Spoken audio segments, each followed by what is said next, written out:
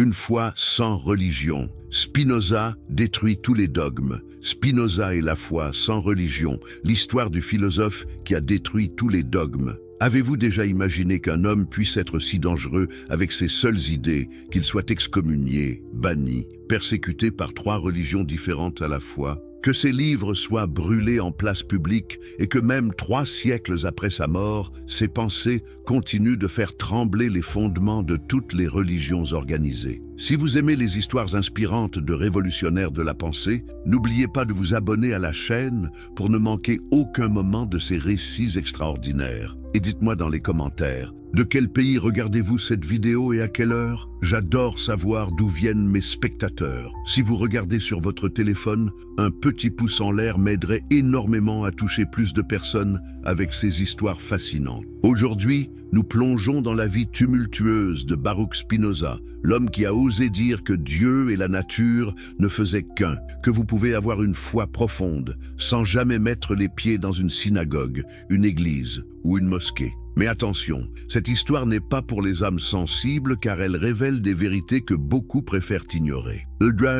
L'excommunié, la rupture la plus célèbre de l'histoire. Imaginez-vous Amsterdam en 1656. La ville grouille d'activités commerciales, les canaux reflètent la lumière dorée du soleil couchant, et dans le quartier juif, une communauté de réfugiés séfarades essaie de reconstruire sa vie après avoir fui l'inquisition espagnole et portugaise. Ces hommes et ces femmes ont tout perdu pour préserver leur foi. Ils ont vu leurs proches brûlés sur les bûchers. Ils ont abandonné leurs biens, leur patrie, leur langue maternelle. Maintenant, dans cette Amsterdam tolérante, ils peuvent enfin pratiquer leur religion librement. Mais que se passe-t-il quand l'un des leurs, un jeune homme brillant de 23 ans, commence à poser des questions qui remettent en cause tout ce pourquoi ils ont souffert? Baruch Spinoza n'était pas n'importe qui dans cette communauté. Son père, Michael Spinoza, était un marchand respecté qui avait fui le Portugal avec sa famille. Baruch était destiné à reprendre les affaires familiales,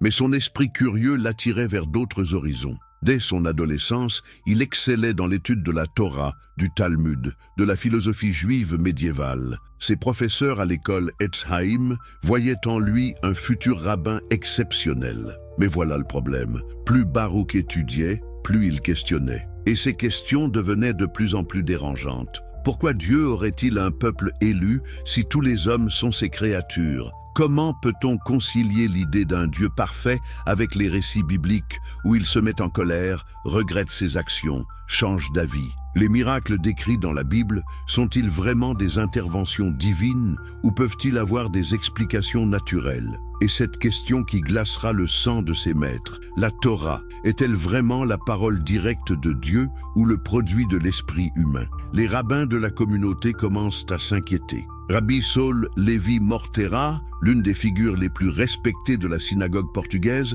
tente d'abord de raisonner le jeune homme. Après tout, ces questions, d'autres les ont posées. Maïmonide lui-même avait cherché à concilier la foi et la raison. Mais Spinoza va plus loin, beaucoup plus loin. Il commence à fréquenter des cercles de libres penseurs chrétiens. Il lit Descartes, découvre les œuvres de Hobbes, s'intéresse aux découvertes scientifiques de son époque. Et peu à peu, une vision révolutionnaire se forme dans son esprit. Et si Dieu n'était pas ce que nous croyons? Et si toute la religion organisée reposait sur une gigantesque méprise? Les choses s'accélèrent quand Spinoza commence à exprimer publiquement ses doutes. Dans les discussions suivant les offices à la synagogue, il ose suggérer que les récits de la Genèse pourraient être métaphoriques. Il remet en question l'immortalité de l'âme, telle qu'enseignée par la tradition. Il va même jusqu'à dire que la circoncision n'a aucune valeur spirituelle particulière. La communauté est choquée. Comment ce jeune homme peut-il ainsi cracher sur la foi pour laquelle tant de Juifs sont morts? Les anciens tentent d'abord la persuasion. Ils organisent des réunions privées, font appel aux plus grands érudits pour convaincre Spinoza de revenir dans le droit chemin. Mais celui-ci reste inflexible. Pire, il développe ses arguments avec une logique implacable qui ébranle même certains de ses interlocuteurs. C'est alors que les menaces commencent. On lui fait comprendre qu'il risque d'être exclu de la communauté. Sa famille fait pression sur lui. Imaginez la douleur de son père Michael, qui a tout sacrifié pour que ses enfants puissent vivre en bons juifs et qui voit maintenant son fils rejeter tout ce qu'il considère comme sacré. Mais Spinoza ne plie pas. Il continue ses recherches, approfondit sa philosophie. Il comprend que s'il veut être honnête avec lui-même, il ne peut plus faire semblant de croire ce qu'il ne croit plus. Le 27 juillet 666, la sentence tombe. Dans la synagogue Talmud Torah d'Amsterdam, devant toute la communauté assemblée, Rabbi Mortera prononce l'une des excommunications les plus sévères de l'histoire juive. Les mots résonnent encore aujourd'hui par leur violence. Maudit soit-il le jour, maudit soit-il la nuit, maudit soit-il quand il se couche, et maudit soit-il quand il se lève, maudit soit-il quand il sort, et maudit soit-il quand il entre. Mais ce n'est pas tout. Le décret continue. Que personne ne lui parle oralement ou par écrit, ne lui rende aucun service, ne demeure sous le même toit que lui, ne s'approche de lui à moins de 4 coudées et ne lise aucun document rédigé ou écrit par lui. Imaginez la scène. Baruch Spinoza, 23 ans, voit soudain sa vie entière s'effondrer. Sa famille l'abandonne. Ses amis d'enfance détournent le regard quand ils le croisent dans la rue. Il devient un fantôme dans sa propre ville. Mais le plus extraordinaire, c'est qu'il ne montre aucun signe de repentir. Au contraire, il semble presque soulagé. Pourquoi cette réaction surprenante? Parce que Spinoza a compris quelque chose de fondamental. On ne peut pas vivre dans le mensonge, même si ce mensonge est confortable, même s'il nous donne une place dans la société. La vérité, si douloureuse soit-elle, vaut tous les sacrifices. Mais l'histoire ne s'arrête pas là. Les autorités chrétiennes d'Amsterdam, qui observent cette affaire avec attention, ne voient pas d'un bon œil ce jeune juif qui remet en question toutes les religions. Si ces idées se répandent, elles pourraient ébranler aussi le christianisme. Car voyez-vous, Spinoza ne critique pas seulement le judaïsme. Sa philosophie en formation menace tous les dogmes, toutes les révélations, toutes les religions organisées. C'est ainsi que Baruch Spinoza devient Benedictus de Spinoza, abandonne son prénom hébreu pour un prénom latin, symbole de sa rupture définitive avec sa communauté d'origine. Mais cette rupture, loin de le briser, va libérer en lui une créativité philosophique extraordinaire. Ude Deus sive natura, la révolution, qui changea tout que fait un homme de 23 ans qui vient de perdre sa famille, ses amis, sa communauté, ses repères. La plupart sombreraient dans la dépression ou la révolte stérile. Pas Spinoza. Il transforme sa douleur en recherche, son isolement en liberté de penser. Il quitte Amsterdam et s'installe dans la petite ville de Rijnsburg, près de Leyde. Là, dans une modeste maison, il commence une nouvelle vie. Pour survivre, il apprend le métier de polisseur de lentilles, un travail minutieux qui demande patience et précision. Ces lentilles sont réputées pour leur qualité et lui permettent de gagner modestement sa vie tout en lui laissant du temps pour philosopher. Mais pourquoi avoir choisi ce métier? Ce n'est pas un hasard. Polir des lentilles, c'est révéler la transparence, permettre à la lumière de passer sans distorsion. N'est-ce pas exactement ce que Spinoza veut faire avec la vérité? Éliminer toutes les distorsions, tous les voiles, toutes les illusions pour voir la réalité telle qu'elle est vraiment. Dans cette solitude choisie, Spinoza développe peu à peu sa philosophie révolutionnaire. Et au cœur de cette philosophie, il y a une idée si simple et si radicale qu'elle fait encore trembler les bien-pensants aujourd'hui. Deus sive natura, Dieu ou la nature. Mais qu'est-ce que cela signifie exactement ? Pour le comprendre, il faut d'abord saisir contre quoi Spinoza se rebelle. Toutes les religions de son époque, et encore beaucoup aujourd'hui, conçoivent Dieu comme un être séparé de sa création. Dieu est au ciel, nous sommes sur terre. Dieu a créé le monde comme un artisan fabrique un objet, puis il s'en sert selon ses desseins mystérieux. Il récompense les bons, punit les méchants, fait des miracles quand ça lui chante. Cette vision, Spinoza la trouve non seulement fausse, mais dangereuse. Pourquoi? Parce qu'elle fait de nous des enfants éternels, dépendants des caprices d'un Père céleste tyrannique. Parce qu'elle nous empêche de comprendre vraiment le monde dans lequel nous vivons. Parce qu'elle ouvre la porte à toutes les superstitions, à tous les fanatismes. Alors, Spinoza propose une révolution copernicienne de la pensée religieuse. Et si Dieu n'était pas séparé de la nature?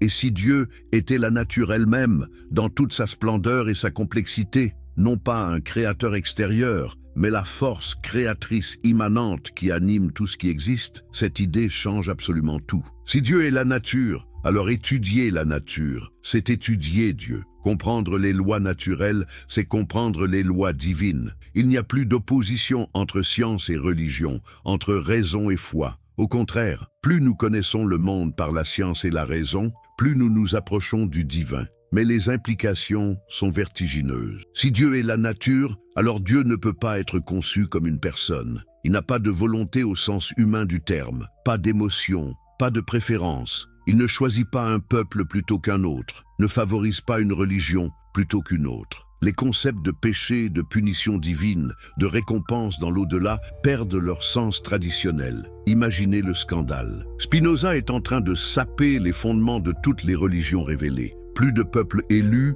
plus de révélations exclusives, plus de clergés détenteurs de vérités privilégiées. Chaque être humain a un accès direct au divin par sa raison et sa compréhension de la nature. Mais Spinoza va encore plus loin. Si Dieu est la nature, alors tout ce qui existe est une expression ou une modification de Dieu. Vous, moi, les animaux, les plantes, les pierres, les étoiles, tout cela fait partie de la même réalité divine. Il n'y a pas d'un côté le sacré et de l'autre le profane. Tout est sacré, ou si vous préférez, rien n'est sacré au sens traditionnel du terme. Cette vision du monde, on l'appelle le panthéisme, et elle bouleverse complètement notre rapport à l'existence. Plus besoin de chercher Dieu ailleurs que dans le monde qui nous entoure. Plus besoin d'intermédiaires, de prêtres, de rituels complexes. Dieu n'est pas dans un livre, dans un temple, dans une tradition particulière. Il est partout, tout le temps, dans chaque respiration, dans chaque battement de cœur, dans chaque mouvement des astres. Mais comment Spinoza en est-il arrivé à cette conclusion révolutionnaire? Par un raisonnement d'une logique implacable qu'il expose dans son chef-d'œuvre, l'Éthique. Il part d'une définition simple. La substance est ce qui existe par soi et se conçoit par soi. Autrement dit, ce qui n'a besoin de rien d'autre pour exister. Or, dit Spinoza, s'il existait plusieurs substances indépendantes, elles ne pourraient pas interagir entre elles, car pour interagir, il faut avoir quelque chose en commun. Donc, logiquement, il ne peut exister qu'une seule substance infinie qui comprend tout ce qui existe. Cette substance unique, nous pouvons l'appeler Dieu ou nature, c'est la même chose. Vous saisissez la radicalité de cette position. En quelques lignes de raisonnement géométrique, Spinoza pulvérise des siècles de théologie. Plus de dualisme entre esprit et matière, entre créateur et création, entre sacré et profane. Tout est un, tout est divin, tout est naturel. Mais alors, me direz-vous, que devient la liberté humaine? Si tout est déterminé par les lois de la nature divine, sommes-nous libres? C'est là que Spinoza déploie toute la subtilité de sa pensée. Pour lui, la liberté ne consiste pas à échapper aux lois naturelles, c'est impossible, mais à les comprendre. Plus nous comprenons les causes qui nous déterminent, plus nous pouvons agir en connaissance de cause, plus nous sommes libres. Un exemple simple, si je comprends que ma colère est causée par ma frustration, qui elle-même vient de mes attentes déçues, je peux agir sur mes attentes et transformer ma colère en compréhension. Je ne subis plus mes émotions, je les comprends et les transforme. C'est ça, la liberté selon Spinoza. La foi rationnelle, une spiritualité révolutionnaire. Mais attendez, si Spinoza détruit tous les dogmes religieux traditionnels, que reste-t-il de la spiritualité? Comment peut-on parler de foi quand on rejette les révélations, les miracles, l'immortalité de l'âme? C'est là que Spinoza dévoile toute son originalité. Il invente une spiritualité entièrement nouvelle, basée non plus sur la croyance aveugle, but sur la connaissance rationnelle. Pour comprendre cette révolution, il faut d'abord saisir comment Spinoza conçoit la connaissance humaine. Il distingue trois genres de connaissances, trois façons pour l'esprit humain d'appréhender la réalité. Le premier genre, c'est l'imagination ou l'opinion. C'est la connaissance confuse que nous avons par ouï-dire, par expérience vague, par préjugés. La plupart des croyances religieuses relèvent de ce niveau. On croit parce qu'on nous a dit de croire, parce que c'est la tradition, parce que tout le monde autour de nous pense pareil. Cette connaissance n'est pas fausse par nature, mais elle est incomplète, partielle, souvent déformée par nos émotions et nos intérêts. Le deuxième genre, c'est la raison. C'est la connaissance scientifique, mathématique, logique. Elle nous permet de comprendre les lois générales qui gouvernent la réalité, de prévoir et d'expliquer les phénomènes. Cette connaissance est vraie et utile, mais elle reste abstraite, générale. Elle nous dit comment les choses fonctionnent, mais pas pourquoi elles nous touchent si profondément. Et puis, il y a le troisième genre, que Spinoza appelle la connaissance intuitive. C'est là que réside le cœur de sa spiritualité révolutionnaire. Cette connaissance intuitive, c'est la saisie immédiate et complète de la réalité dans sa singularité et sa beauté. C'est comprendre non seulement que tout est relié, mais ressentir cette connexion dans chaque fibre de son être. Imaginez un moment où, contemplant un paysage, vous ressentez soudain que vous ne faites qu'un avec ce que vous voyez, où la frontière entre vous et le monde s'efface, où vous comprenez sans mots que vous êtes une partie de quelque chose d'infiniment plus grand et plus beau que vous. Voilà ce que Spinoza appelle la connaissance du troisième genre. Cette expérience transforme complètement notre rapport au monde et à nous-mêmes. Nous ne sommes plus des individus isolés luttant contre un univers hostile, mais des expressions singulières de la puissance infinie de la nature. Nous ne cherchons plus le bonheur dans la possession, la domination ou la fuite, mais dans la compréhension et l'harmonie avec le tout dont nous faisons partie. C'est ce que Spinoza appelle l'amor Dei intellectualis, l'amour intellectuel de Dieu. Mais attention, cet amour n'a rien à voir avec l'émotion sentimentale. C'est un amour qui naît de la compréhension, un amour qui grandit avec la connaissance. Plus nous comprenons la beauté et la cohérence de la réalité, plus nous l'aimons. Plus nous l'aimons, plus nous désirons la comprendre. C'est un cercle vertueux sans fin. Et voici le plus extraordinaire. Cet amour est nécessairement réciproque. Si nous sommes des parties de Dieu nature, alors l'amour que nous éprouvons pour le tout, c'est en quelque sorte Dieu qui s'aime lui-même à travers nous. Nous ne sommes pas seulement aimés de Dieu, nous sommes l'amour même de Dieu en acte. Cette spiritualité spinoziste transforme radicalement l'éthique. Plus besoin de commandements extérieurs, de récompenses promises ou de punitions menaçantes. L'action juste découle naturellement de la compréhension juste. Quand nous comprenons vraiment que nous sommes tous des expressions de la même réalité divine, la compassion n'est plus un devoir moral, mais une évidence rationnelle. Prenez la question du mal, par exemple. Pour les religions traditionnelles, le mal est soit une épreuve envoyée par Dieu, soit l'œuvre du diable, soit la conséquence du péché originel. Autant d'explications qui nous infantilisent et nous déresponsabilisent. Pour Spinoza, le mal n'existe pas en soi. Ce que nous appelons mal, c'est généralement l'ignorance, la peur, la tristesse qui diminuent notre puissance d'agir et de comprendre. Le mensonge n'est pas mal, parce que Dieu l'interdit, mais parce qu'il sépare, divise, affaiblit les relations humaines. La violence n'est pas condamnable parce qu'elle transgresse un commandement, mais parce qu'elle révèle une impuissance à résoudre les conflits par l'intelligence. Cette approche révolutionne complètement notre rapport à la morale. Au lieu de subir des interdits dont nous ne comprenons pas le sens, nous développons une éthique positive basée sur la recherche de ce qui augmente notre joie et notre puissance d'agir. Au lieu de culpabiliser sur nos faiblesses, nous travaillons à comprendre leurs causes pour les transformer. Mais alors, me direz-vous, cette spiritualité spinoziste n'est-elle pas terriblement froide, intellectuelle, désincarnée? Pas du tout. Au contraire, elle réconcilie enfin l'esprit et le corps, la pensée et l'émotion, la raison et la passion. Pour Spinoza, nous ne sommes pas des âmes emprisonnées dans des corps, mais des êtres unifiés où chaque pensée correspond à un état du corps et vice-versa. Cette unité de l'être humain ouvre des perspectives fascinantes. Nos émotions ne sont plus des troubles irrationnels à réprimer, mais des informations précieuses sur notre rapport au monde. La joie nous indique que nous sommes en harmonie avec notre nature profonde. La tristesse, que quelque chose entrave notre épanouissement. La colère révèle une injustice à corriger.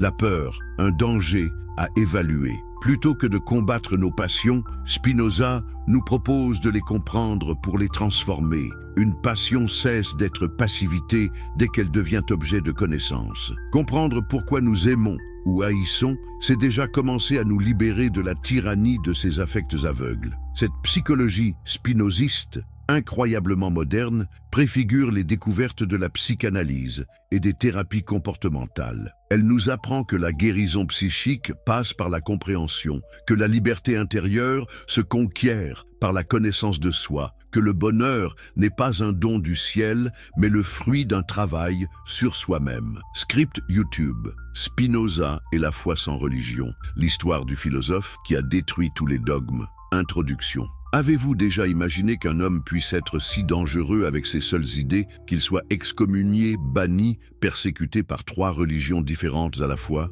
Que ses livres soient brûlés en place publique et que même 3 siècles après sa mort, ses pensées continuent de faire trembler les fondements de toutes les religions organisées. Si vous aimez les histoires inspirantes de révolutionnaires de la pensée, n'oubliez pas de vous abonner à la chaîne pour ne manquer aucun moment de ces récits extraordinaires. Et dites-moi dans les commentaires, de quel pays regardez-vous cette vidéo et à quelle heure? J'adore savoir d'où viennent mes spectateurs. Si vous regardez sur votre téléphone, un petit pouce en l'air m'aiderait énormément à toucher plus de personnes avec ces histoires fascinantes. Aujourd'hui, nous plongeons dans la vie tumultueuse de Baruch Spinoza, l'homme qui a osé dire que Dieu et la nature ne faisaient qu'un, que vous pouvez avoir une foi profonde, sans jamais mettre les pieds dans une synagogue, une église ou une mosquée. Mais attention, cette histoire n'est pas pour les âmes sensibles car elle révèle des vérités que beaucoup préfèrent ignorer. Hildebrand, l'excommunié, la rupture la plus célèbre de l'histoire. Imaginez-vous Amsterdam en 1656.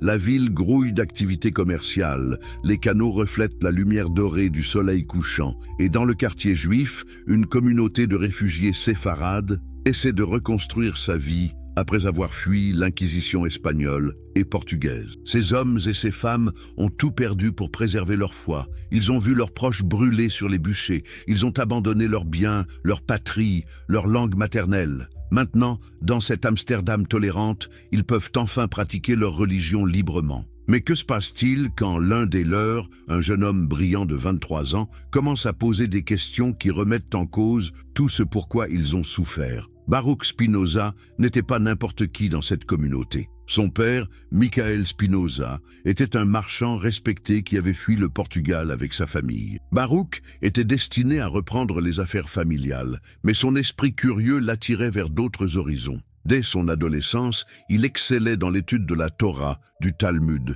de la philosophie juive médiévale. Ses professeurs à l'école Etzheim voyaient en lui un futur rabbin exceptionnel. Mais voilà le problème. Plus Baruch étudiait, plus il questionnait. Et ces questions devenaient de plus en plus dérangeantes. Pourquoi Dieu aurait-il un peuple élu si tous les hommes sont ses créatures? Comment peut-on concilier l'idée d'un Dieu parfait avec les récits bibliques où il se met en colère, regrette ses actions, change d'avis? Les miracles décrits dans la Bible sont-ils vraiment des interventions divines ou peuvent-ils avoir des explications naturelles? Et cette question qui glacera le sang de ses maîtres, la Torah, est-elle vraiment la parole directe de Dieu ou le produit de l'esprit humain? Les rabbins de la communauté commencent à s'inquiéter. Rabbi Saul Levi Mortera, l'une des figures les plus respectées de la synagogue portugaise, tente d'abord de raisonner le jeune homme. Après tout, ces questions, d'autres les ont posées. Maïmonide lui-même avait cherché à concilier la foi et la raison.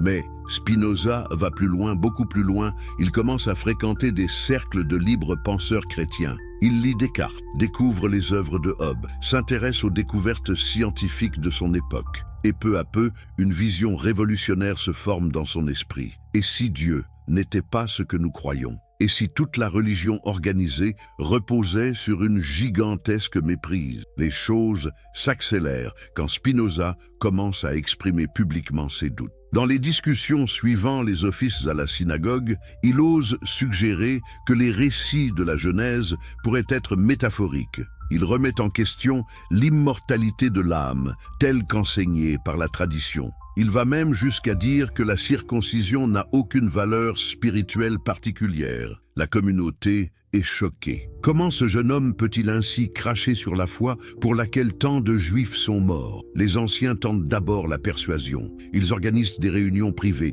font appel aux plus grands érudits pour convaincre Spinoza de revenir dans le droit chemin. Mais celui-ci reste inflexible. Pire, il développe ses arguments avec une logique implacable qui ébranle même certains de ses interlocuteurs. C'est alors que les menaces commencent. On lui fait comprendre qu'il risque d'être exclu de la communauté. Sa famille fait pression sur lui. Imaginez la douleur de son père Michael, qui a tout sacrifié pour que ses enfants puissent vivre en bon juif, et qui voit maintenant son fils rejeter tout ce qu'il considère comme sacré. Mais Spinoza ne plie pas. Il continue ses recherches, approfondit sa philosophie. Il comprend que s'il veut être honnête avec lui-même, il ne peut plus faire semblant de croire ce qu'il ne croit plus. Le 27 juillet 666, la sentence tombe. Dans la synagogue Talmud Torah d'Amsterdam, devant toute la communauté assemblée, Rabbi Mortera prononce l'une des excommunications les plus sévères de l'histoire juive. Les mots résonnent encore aujourd'hui par leur violence. Maudit soit-il le jour, maudit soit-il la nuit, maudit soit-il quand il se couche, et maudit soit-il quand il se lève, maudit soit-il quand il sort, et maudit soit-il quand il entre. Mais ce n'est pas tout. Le décret continue. Que personne ne lui parle oralement ou par écrit, ne lui rende aucun service, ne demeure sous le même toit que lui, ne s'approche de lui à moins de 4 coudées et ne lise aucun document rédigé ou écrit par lui. Imaginez la scène. Baruch Spinoza, 23 ans, voit soudain sa vie entière s'effondrer. Sa famille l'abandonne. Ses amis d'enfance détournent le regard quand ils le croisent dans la rue. Il devient un fantôme dans sa propre ville. Mais le plus extraordinaire, c'est qu'il ne montre aucun signe de repentir. Au contraire, il semble presque soulagé. Pourquoi cette réaction surprenante? Parce que Spinoza a compris quelque chose de fondamental. On ne peut pas vivre dans le mensonge, même si ce mensonge est confortable, même s'il nous donne une place dans la société. La vérité, si douloureuse soit-elle,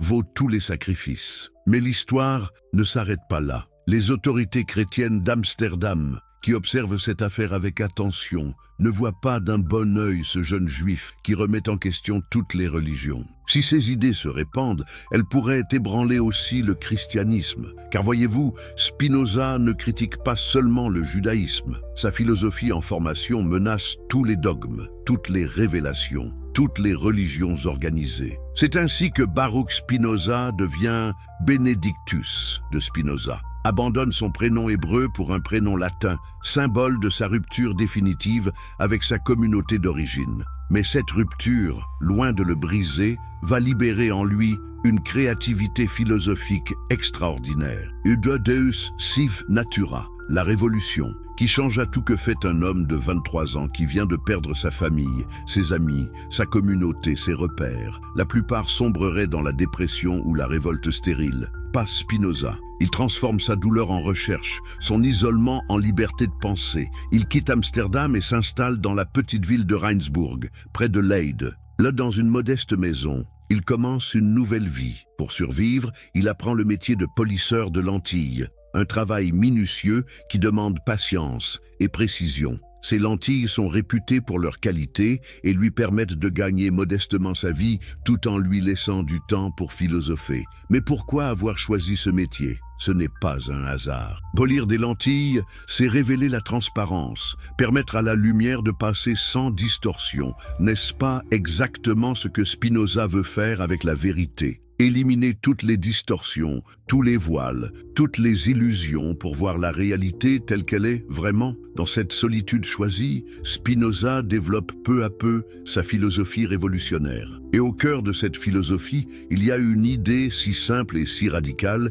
qu'elle fait encore trembler les bien-pensants aujourd'hui. Deus sive natura, Dieu ou la nature. Mais qu'est-ce que cela signifie exactement ? Pour le comprendre, il faut d'abord saisir contre quoi Spinoza se rebelle. Toutes les religions de son époque, et encore beaucoup aujourd'hui, conçoivent Dieu comme un être séparé de sa création. Dieu est au ciel, nous sommes sur terre. Dieu a créé le monde comme un artisan fabrique un objet, puis il s'en sert selon ses desseins mystérieux. Il récompense les bons, punit les méchants, fait des miracles quand ça lui chante. Cette vision, Spinoza la trouve non seulement fausse, mais dangereuse. Pourquoi? Parce qu'elle fait de nous des enfants éternels, dépendants des caprices d'un Père céleste tyrannique. Parce qu'elle nous empêche de comprendre vraiment le monde dans lequel nous vivons. Parce qu'elle ouvre la porte à toutes les superstitions, à tous les fanatismes. Alors, Spinoza propose une révolution copernicienne de la pensée religieuse.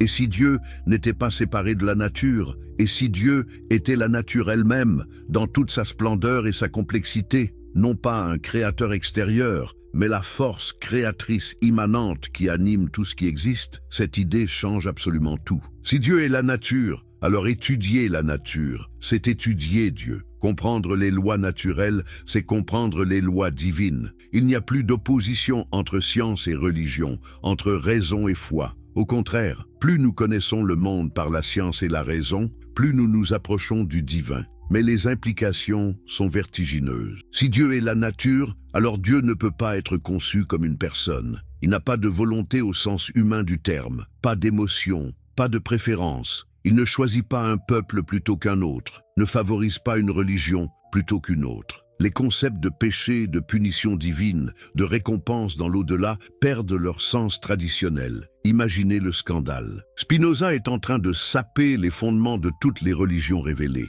Plus de peuples élus, plus de révélations exclusives, plus de clergés détenteurs de vérités privilégiées. Chaque être humain a un accès direct au divin par sa raison et sa compréhension de la nature. Mais Spinoza va encore plus loin. Si Dieu est la nature, alors tout ce qui existe est une expression ou une modification de Dieu. Vous, moi, les animaux, les plantes, les pierres, les étoiles, tout cela fait partie de la même réalité divine. Il n'y a pas d'un côté le sacré et de l'autre le profane. Tout est sacré, ou si vous préférez, rien n'est sacré au sens traditionnel du terme. Cette vision du monde, on l'appelle le panthéisme, et elle bouleverse complètement notre rapport à l'existence. Plus besoin de chercher Dieu ailleurs que dans le monde qui nous entoure. Plus besoin d'intermédiaires, de prêtres, de rituels complexes. Dieu n'est pas dans un livre, dans un temple, dans une tradition particulière. Il est partout, tout le temps, dans chaque respiration, dans chaque battement de cœur, dans chaque mouvement des astres. Mais comment Spinoza en est-il arrivé à cette conclusion révolutionnaire? Par un raisonnement d'une logique implacable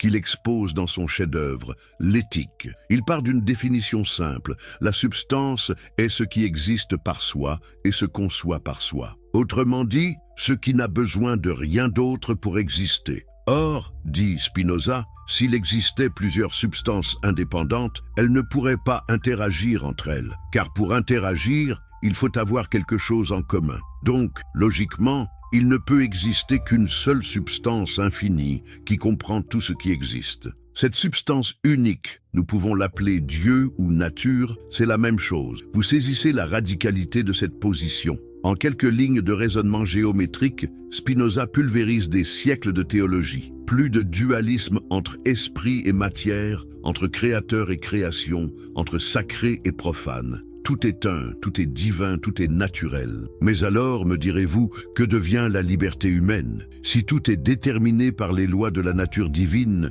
sommes-nous libres? C'est là que Spinoza déploie toute la subtilité de sa pensée. Pour lui, la liberté ne consiste pas à échapper aux lois naturelles, c'est impossible, mais à les comprendre. Plus nous comprenons les causes qui nous déterminent, plus nous pouvons agir en connaissance de cause, plus nous sommes libres. Un exemple simple, si je comprends que ma colère est causée par ma frustration, qui elle-même vient de mes attentes déçues, je peux agir sur mes attentes et transformer ma colère en compréhension. Je ne subis plus mes émotions, je les comprends et les transforme. C'est ça, la liberté selon Spinoza. La foi rationnelle, une spiritualité révolutionnaire. Mais attendez, si Spinoza détruit tous les dogmes religieux traditionnels, que reste-t-il de la spiritualité? Comment peut-on parler de foi quand on rejette les révélations, les miracles, l'immortalité de l'âme? C'est là que Spinoza dévoile toute son originalité. Il invente une spiritualité entièrement nouvelle, basée non plus sur la croyance aveugle,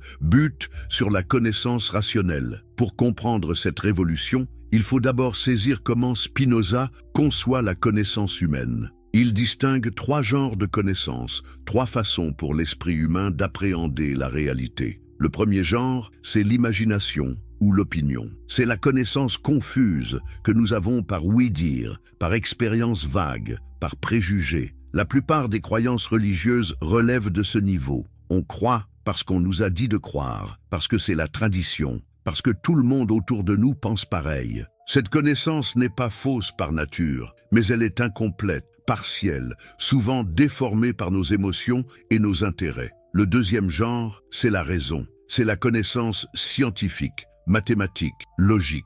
Elle nous permet de comprendre les lois générales qui gouvernent la réalité, de prévoir et d'expliquer les phénomènes. Cette connaissance est vraie et utile, mais elle reste abstraite, générale. Elle nous dit comment les choses fonctionnent, mais pas pourquoi elles nous touchent si profondément. Et puis, il y a le troisième genre, que Spinoza appelle la connaissance intuitive. C'est là que réside le cœur de sa spiritualité révolutionnaire. Cette connaissance intuitive, c'est la saisie immédiate et complète de la réalité dans sa singularité et sa beauté. C'est comprendre non seulement que tout est relié, mais ressentir cette connexion dans chaque fibre de son être. Imaginez un moment où, contemplant un paysage, vous ressentez soudain que vous ne faites qu'un avec ce que vous voyez, où la frontière entre vous et le monde s'efface, où vous comprenez sans mots que vous êtes une partie de quelque chose d'infiniment plus grand et plus beau que vous. Voilà ce que Spinoza appelle la connaissance du troisième genre. Cette expérience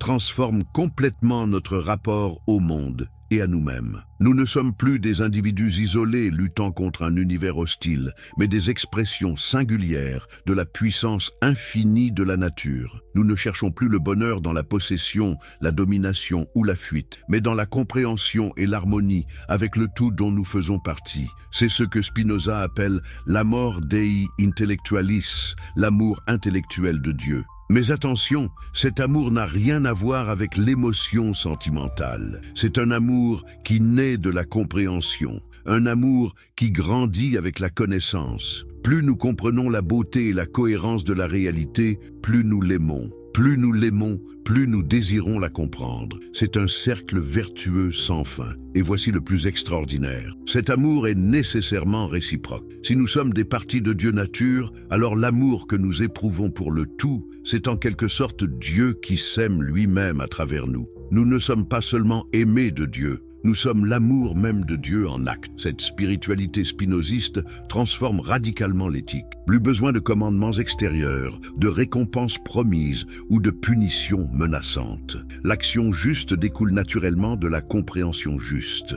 Quand nous comprenons vraiment que nous sommes tous des expressions de la même réalité divine, la compassion n'est plus un devoir moral, mais une évidence rationnelle. Prenez la question du mal, par exemple. Pour les religions traditionnelles, le mal est soit une épreuve envoyée par Dieu, soit l'œuvre du diable, soit la conséquence du péché originel. Autant d'explications qui nous infantilisent et nous déresponsabilisent. Pour Spinoza, le mal n'existe pas en soi. Ce que nous appelons mal, c'est généralement l'ignorance, la peur, la tristesse qui diminuent notre puissance d'agir et de comprendre. Le mensonge n'est pas mal parce que Dieu l'interdit, mais parce qu'il sépare, divise, affaiblit les relations humaines. La violence n'est pas condamnable parce qu'elle transgresse un commandement, mais parce qu'elle révèle une impuissance à résoudre les conflits par l'intelligence. Cette approche révolutionne complètement notre rapport à la morale. Au lieu de subir des interdits dont nous ne comprenons pas le sens,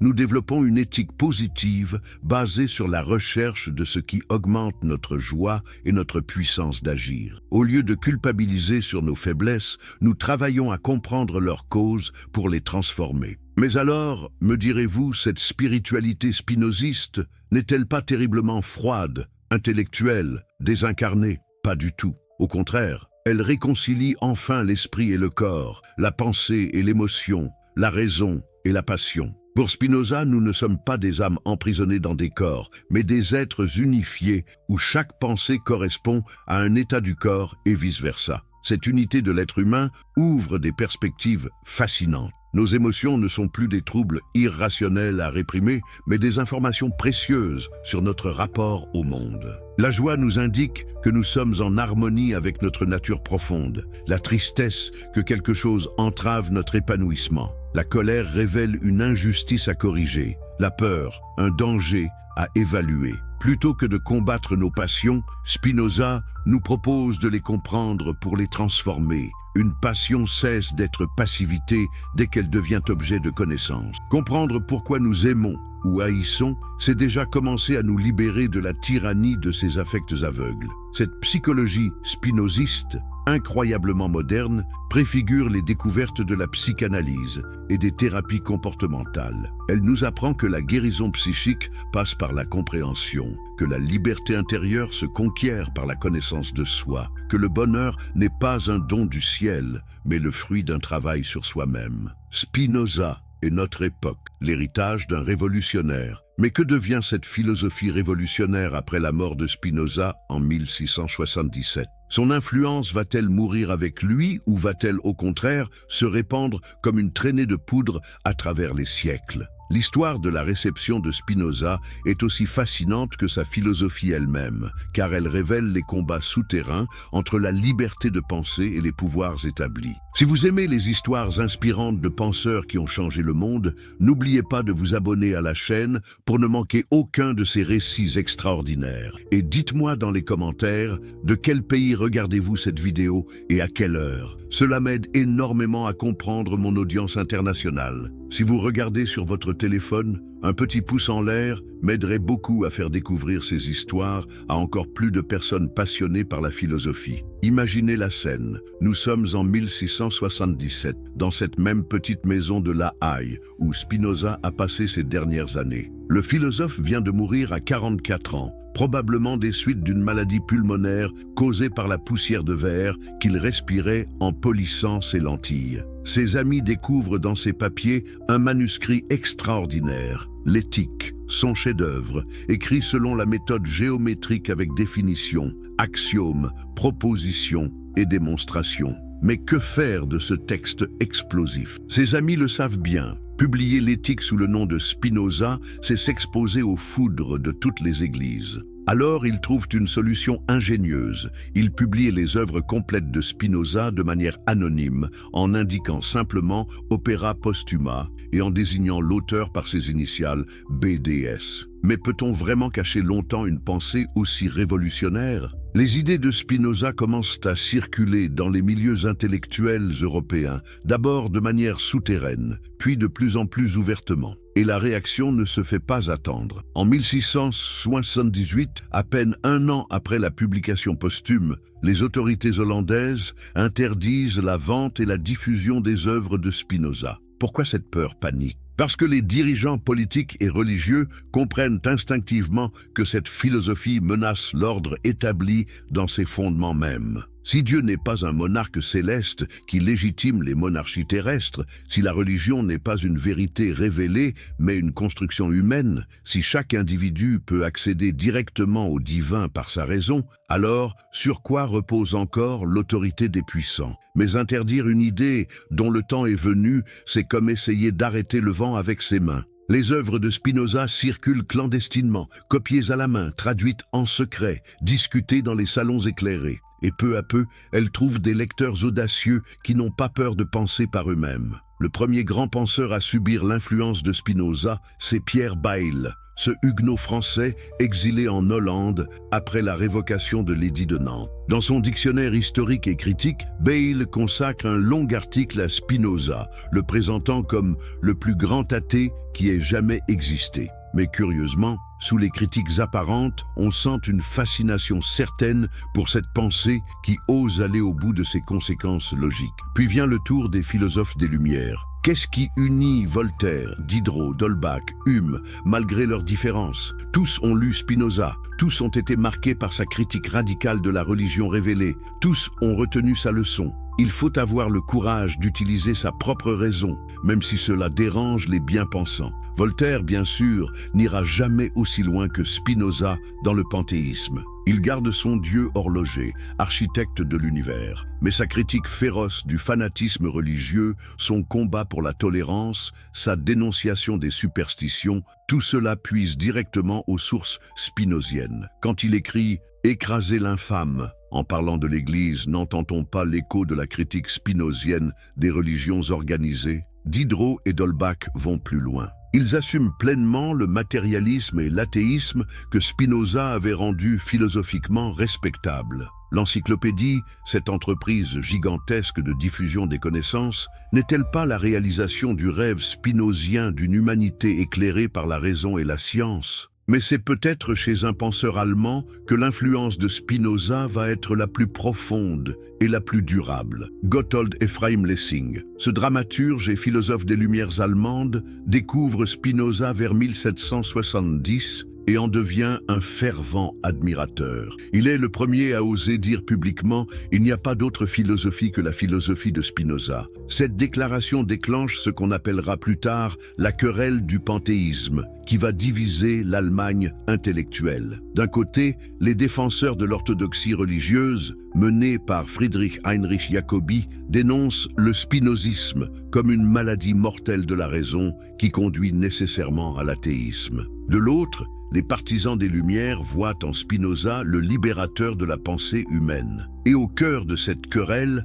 un jeune homme de génie observe, réfléchit et va transformer la philosophie moderne. Johann Wolfgang von Goethe. Goethe lit Spinoza à 21 ans et cette lecture le marque à vie. Il retrouve chez le philosophe hollandais sa propre intuition panthéiste, son sentiment de l'unité profonde de la nature, sa conviction que science et poésie participent de la même recherche de vérité. Toute l'œuvre de Goethe porte la marque de cette influence spinozienne. Son Faust, avec sa soif de connaissance totale, ses recherches scientifiques sur la métamorphose des plantes et la théorie des couleurs, sa conception de l'art comme révélation du divin dans le sensible. Quand Goethe écrit « Dieu et monde ne font qu'un », n'entend-on pas directement l'écho du De Sive Natura spinozien? Mais l'influence de Spinoza ne s'arrête pas là. Elle va irriguer tout l'idéalisme allemand. Fichte, Schelling, Hegel, chacun à sa manière, va reprendre et transformer l'intuition spinozienne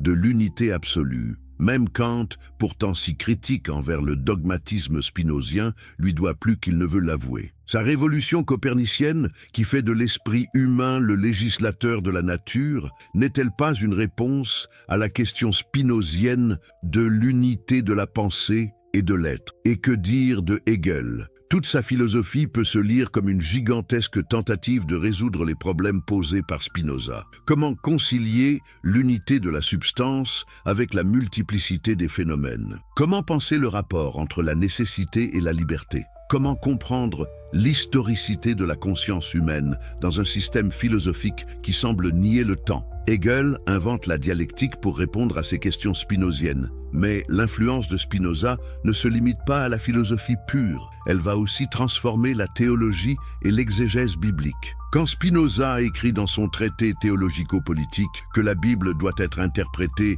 selon les mêmes méthodes que n'importe quel autre texte historique, il fonde ce qu'on appellera plus tard la critique biblique moderne. Cette approche historique et philologique de la Bible va révolutionner la théologie protestante allemande. Des théologiens comme Johann Gottfried Eichhorn, Wilhelm Martin Leberecht de Wette, Ferdinand Christian Bohr vont appliquer à l'étude des textes sacrés les méthodes critiques que Spinoza avait esquissées. Ils vont montrer que la Bible n'est pas un livre dicté par Dieu, mais une collection de textes humains, écrits à des époques différentes, reflétant les préoccupations de leurs auteurs. Cette découverte bouleverse le christianisme traditionnel, mais ouvre aussi des perspectives nouvelles. Si la Bible est un témoignage humain sur l'expérience du divin, elle n'en est pas moins précieuse. Au contraire, elle devient plus authentique, plus touchante, plus vraie. N'est-ce pas exactement ce que Spinoza avait prévu quand il écrivait que la vraie religion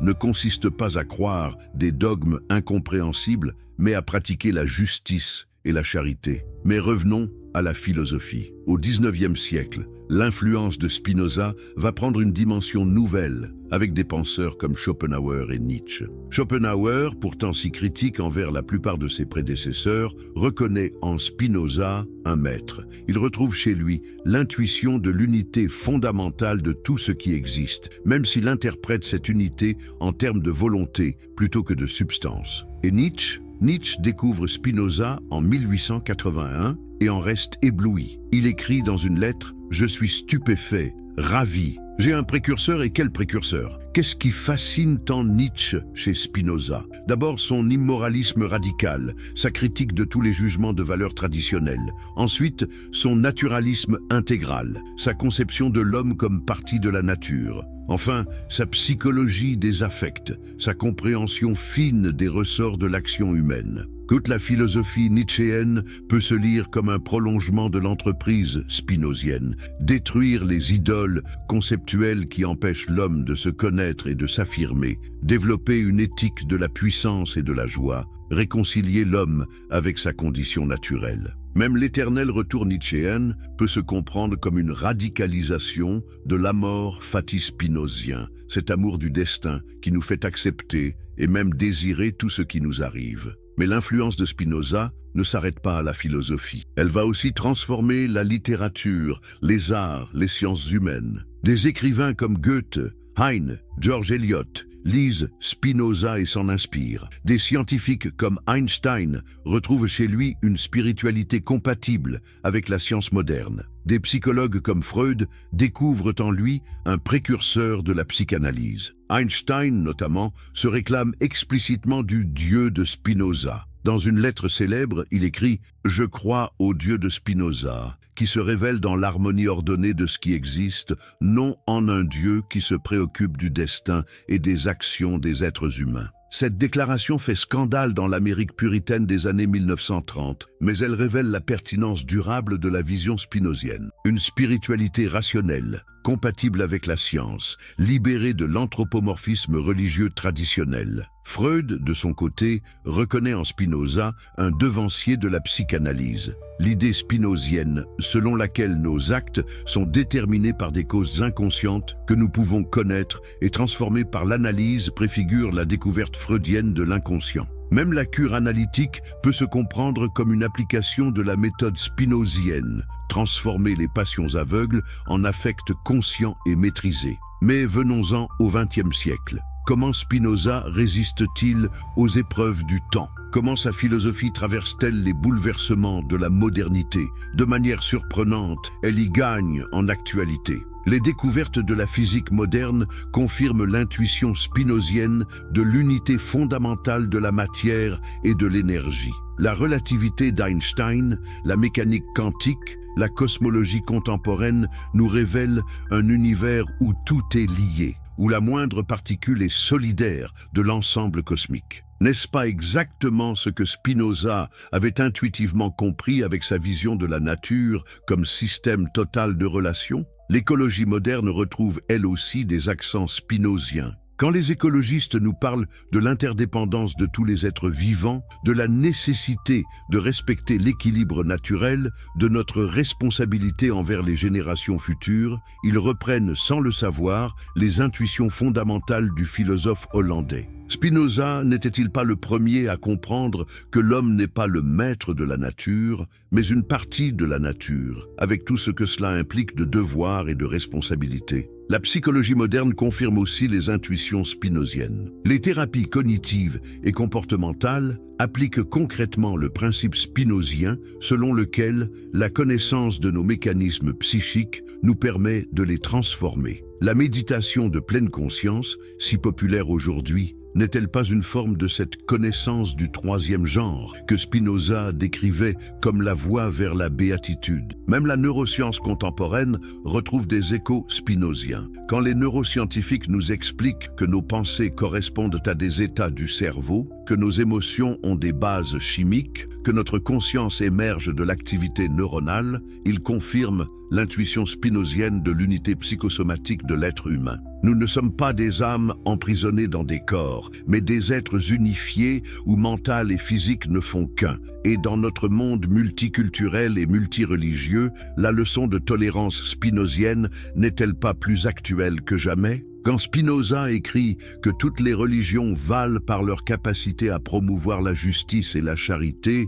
qu'elles ne sont que des langages différents pour exprimer la même aspiration humaine au divin, il ouvre la voie à un dialogue interreligieux respectueux des différences, mais conscient de l'unité fondamentale de la condition humaine. Aujourd'hui, dans notre société sécularisée où beaucoup cherchent une spiritualité libérée des dogmes traditionnels, Spinoza offre une voie originale. Sa religion naturelle réconcilie foi et raison, transcendance et immanence, spiritualité et rationalité. Elle permet de vivre une expérience authentiquement religieuse sans sacrifier son intelligence critique. Mais attention, cette actualité de Spinoza ne signifie pas qu'il faille l'adopter sans réserve. Sa philosophie reste difficile, exigeante, parfois austère. Son déterminisme peut paraître décourageant, son intellectualisme quelque peu froid. Mais n'est-ce pas justement ce qui fait sa grandeur? Spinoza ne nous flatte pas, ne nous rassure pas à bon compte. Il nous demande d'avoir le courage de regarder la réalité en face, de renoncer à nos illusions consolatrices, de construire notre bonheur sur des bases solides. Et puis,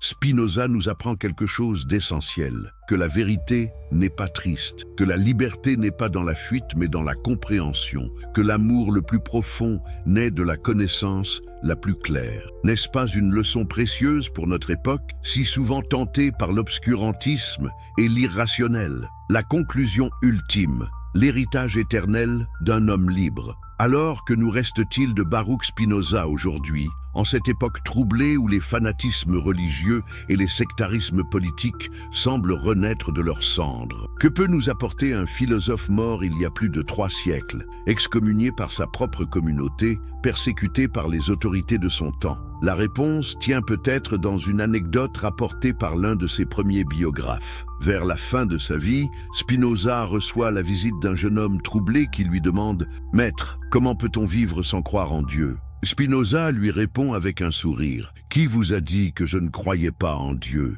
Je crois en Dieu plus profondément que vous ne pouvez l'imaginer. Seulement, mon Dieu n'a pas besoin de vos prières, de vos sacrifices, de votre soumission. Il vous demande simplement de penser, de comprendre, d'aimer intelligemment. » Cette anecdote, vraie ou fictive, révèle l'essence du message spinozien. Spinoza n'a pas détruit la foi, il l'a purifiée. Il n'a pas supprimé Dieu, il l'a libéré de nos projections anthropomorphiques. Il n'a pas aboli la spiritualité, il l'a rationalisée. Mais au-delà de ses contributions philosophiques, Spinoza nous laisse surtout un exemple de courage intellectuel. Dans un monde où la plupart des gens préfèrent le confort des certitudes héritées à l'inconfort de la recherche personnelle, il a choisi la voie difficile de la pensée libre. Dans une époque où les puissants utilisent la religion pour justifier leur domination, il a osé montrer que la vraie spiritualité est incompatible avec l'oppression. Pensez à ce que représentait son choix en 1656. Renoncer à sa famille, à sa communauté, à sa sécurité matérielle pour rester fidèle à ses convictions philosophiques. Accepter l'isolement, la précarité, l'incompréhension pour préserver sa liberté de penser. N'y a-t-il pas là un héroïsme plus grand que celui des conquérants et des saints? Et voyez le résultat. Un homme seul, polissant ses lentilles dans une petite maison de banlieue, a influencé le cours de la pensée occidentale plus durablement que bien des empereurs et des papes. Ses idées ont traversé les siècles, ont inspiré les Lumières, ont nourri les révolutions démocratiques, continuent aujourd'hui encore de nous interroger et de nous élever. Qu'est-ce qui explique cette extraordinaire fécondité? Peut-être le fait que Spinoza n'a jamais cherché à fonder une école, à recruter des disciples, à créer une orthodoxie nouvelle. Il s'est contenté de penser honnêtement, de creuser jusqu'au bout ses intuitions, de formuler avec la plus grande rigueur possible sa vision du monde et de l'homme. Cette honnêteté intellectuelle, cette rigueur méthodique, cette indépendance d'esprit, voilà peut-être l'héritage le plus précieux que Spinoza nous laisse. À une époque où l'information circule instantanément, mais où la réflexion se fait rare, où les opinions se multiplient, mais où la pensée critique s'affaiblit, l'exemple spinozien nous rappelle que la liberté de penser ne se décrète pas mais se conquiert jour après jour. Car enfin, qu'est-ce que la liberté selon Spinoza? Non pas le caprice de faire n'importe quoi, mais la capacité de comprendre les forces qui nous déterminent pour mieux les orienter. Non pas l'indépendance illusoire vis-à-vis du monde, mais l'harmonie consciente avec l'ordre naturel. Non pas la fuite dans un au-delà imaginaire, mais l'engagement lucide dans le réel. Cette conception de la liberté résonne étrangement avec les défis de notre époque. Dans un monde où nous sommes constamment sollicités par la publicité, manipulés par les médias, conditionnés par les réseaux sociaux, la leçon spinozienne prend un relief particulier. Seule la connaissance de ces mécanismes peut nous en libérer. Seule la compréhension de nos déterminismes peut nous rendre maîtres de notre destin. Et puis, Spinoza nous enseigne quelque chose d'essentiel sur l'amour. Dans un monde où l'amour est souvent confondu avec la passion possessive, où la spiritualité est réduite à l'émotion sentimentale, Spinoza nous rappelle qu'il existe un amour plus profond, plus durable, plus enrichissant. L'amour qui naît de la connaissance et grandit avec la compréhension. Cet amour intellectuel, cette joie de comprendre, cette béatitude de la connaissance, voilà peut-être ce dont notre monde a le plus besoin. Car enfin, la plupart de nos problèmes contemporains ne viennent-ils pas de l'ignorance, de l'incompréhension mutuelle, du refus de voir la réalité en face? Le réchauffement climatique, les inégalités sociales, les conflits religieux, les guerres civiles, tous ces fléaux ont pour racine commune l'incapacité des hommes à comprendre leur interdépendance fondamentale, leur appartenance à la même communauté de destin. Spinoza nous avait prévenus. Tant que nous nous croirons séparés les uns des autres, tant que nous ignorerons notre nature commune, nous serons condamnés à nous détruire mutuellement. Mais il nous avait aussi montré la voie, comprendre que nous sommes tous des expressions de la même réalité, des parties du même tout, des moments de la même éternité. Cette compréhension, loin de nous diminuer, nous grandit. Elle fait de chacun de nous un centre de perspective unique sur l'infini, un point de conscience irremplaçable dans l'immense concert cosmique. Voilà pourquoi Spinoza reste éternellement moderne. Non pas parce que ses solutions sont directement applicables à nos problèmes contemporains, mais parce que sa méthode reste la bonne. Regarder la réalité sans œillères, penser sans préjugés, aimer sans illusion, avoir le courage de la vérité, même quand elle dérange, préférer la liberté difficile à la servitude confortable. Et puis, Spinoza nous apprend à réconcilier ce que la modernité a trop souvent opposé. La science et la spiritualité, la raison et l'émotion, l'individu et la communauté, la liberté et la nécessité. Dans un monde fragmenté, où chacun se replie sur sa spécialité, sa communauté, sa vérité particulière, Spinoza nous rappelle l'exigence de l'unité, de la cohérence, de la vision d'ensemble. Finalement, Baruch Spinoza aura réussi ce paradoxe. Excommunié par les siens, rejeté par ses contemporains, incompris de son vivant, il est devenu l'un des penseurs les plus universels de l'humanité. Ses idées ont franchi toutes les frontières, traversé tous les siècles, inspiré tous les chercheurs de vérité. N'est-ce pas là le plus beau témoignage de ce qu'il y a d'éternel dans l'homme? Au-delà des dogmes qui divisent, des traditions qui séparent, des intérêts qui opposent, il existe une aspiration commune à la vérité, à la beauté,